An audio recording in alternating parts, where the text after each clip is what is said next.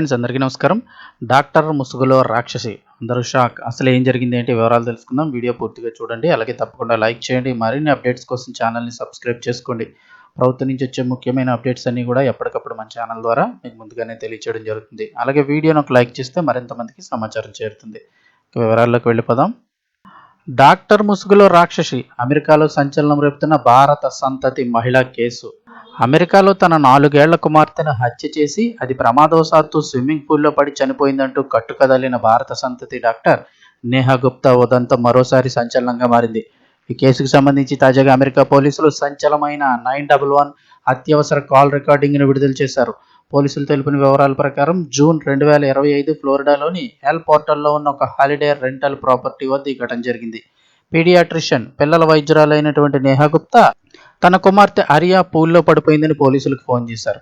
పోలీసులు విడుదల చేసిన కాల్ రికార్డింగ్ ప్రకారం చూస్తే, నా కూతురు పూల్ అడుగు భాగంలో ఉంది, మేమంతా నిద్రపోతున్నాం, ఏదో శబ్దం వినిపిస్తే లేచి చూశాను, తను పూల్లో ఉంది, నేను కాపాడడానికి ప్రయత్నించాను కానీ నాకు ఈత రాదు అంటూ ఇక్కడ చూస్తున్నారు కదా, ఈవిడే నేహా గుప్తా.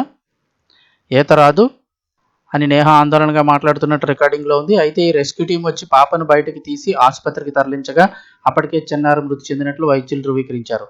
పోస్ట్ మార్టం నివేదికతో బయటపడ్డ నిజం. ప్రారంభంలో ఇది ప్రమాదవశాత్తు జరిగిన మరణంగా భావించినప్పటికీ శవ పరీక్ష నివేదిక పోలీసులను విస్మయానికి గురిచేసింది. పాప నీటిలో మునిగి చనిపోతే ఊపిరితిత్తుల్లో కడుపులో నీరు ఉండాలి, కానీ అరియా శరీరంలో చుక్క నీరు లేదు. పాప నోటి లోపల గాయాలు, బొగ్గలపై కమిలిన గుర్తులు ఉన్నట్లు వైద్య నిపుణులు గుర్తించారు. ఊపిరాడకుండా చేయడం వల్లే పాప చనిపోయిందని, చనిపోయిన తర్వాతే స్విమ్మింగ్ పూల్లో పడేశారని తేలింది. ఇక దీనికి సంబంధించి చూస్తే, నేహా గుప్తా తన భర్త డాక్టర్ సౌరభ్ తలాటి నుంచి విడిపోయి విడాకులు తీసుకున్నారు.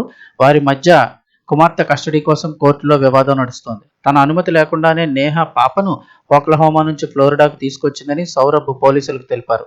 నేహా గుప్తా తన నేరాన్ని కప్పిపుచ్చుకోవడానికి ప్రమాదకరంగా చిత్రీకరించే ప్రయత్నం చేసిందని నిర్ధారించిన మయామి-డేడ్ పోలీసులు ఆమెపై సెకండ్ డిగ్రీ మర్డర్ కేసు నమోదు చేసి అరెస్ట్ చేశారు. ఈ ఘటనకు ముందే 2025 మేలో ఆమె పనిచేస్తున్న యూనివర్సిటీ ఆఫ్ ఓక్లహోమా యాజమాన్యం ఆమెను విధుల్లోంచి తొలగించినట్లు సమాచారం.